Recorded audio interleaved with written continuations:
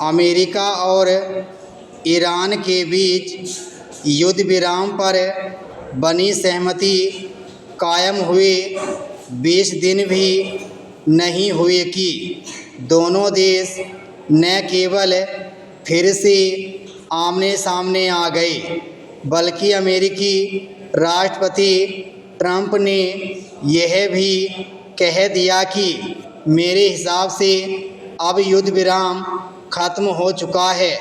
उन्होंने यह कहने में भी संकोच नहीं किया कि ईरान का नेतृत्व करने वाले बुरे एवं बीमार मानसिकता के हिंसक लोग हैं और अब उनसे बात करना समय की बर्बादी है।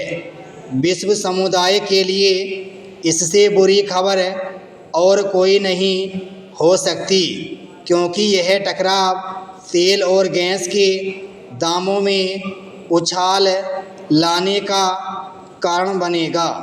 अमेरिका और ईरान इसलिए फिर टकराव की राह पर आए क्योंकि ईरान ने होर्मुज समुद्री मार्ग से गुजर रहे 3 जहाज़ों पर यह कहकर हमला कर दिया कि वे तय रास्ते से नहीं निकल रहे थे और उन्होंने उसकी चेतावनी की भी अनदेखी की।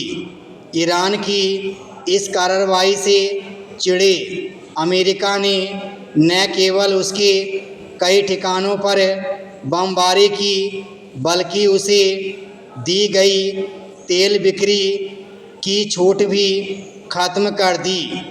इसके जवाब में ईरान ने भी खाड़ी देशों में अमेरिकी ठिकानों पर मिसाइलें दागीं।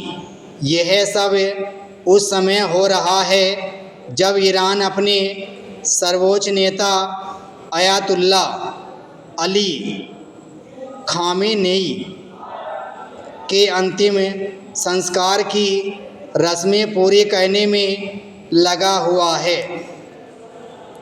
यह मानने के अच्छे भले कारण हैं कि जैसे ईरान होर्मुज पर आधिपत्य जमाने की बेजा कोशिश कर रहा है, वैसे ही अमेरिकी राष्ट्रपति भी दुनिया को यह दिखाने को आतुर हैं कि वे ईरान को अपनी शर्तों पर झुकने के लिए बाध्य करके रहेंगे।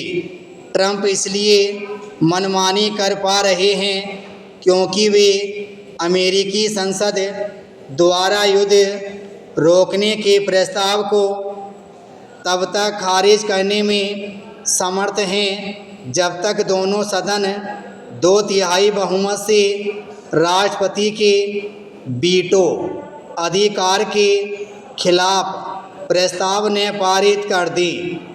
ट्रंप के पास यह तर्क भी है कि युद्ध विराम हो जाने के कारण 60 दिन की वह समय सीमा समाप्त हो गई जिसके तहत कहीं युद्ध छेड़ने के लिए संसद की औपचारिक मंजूरी की आवश्यकता होती है।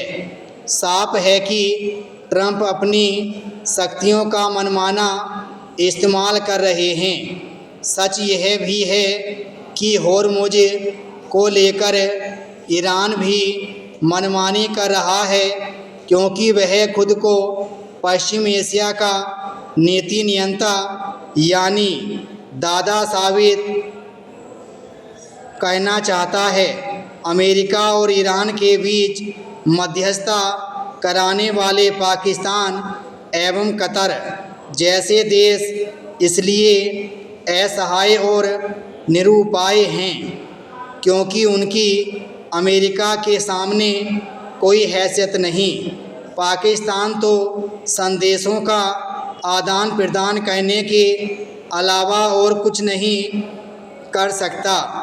एक नाजुक युद्ध विराम के खत्म होने की कगार पर पहुंचने से हैरानी नहीं, लेकिन यह विश्व अर्थव्यवस्था के लिए खतरे की घंटी ही है।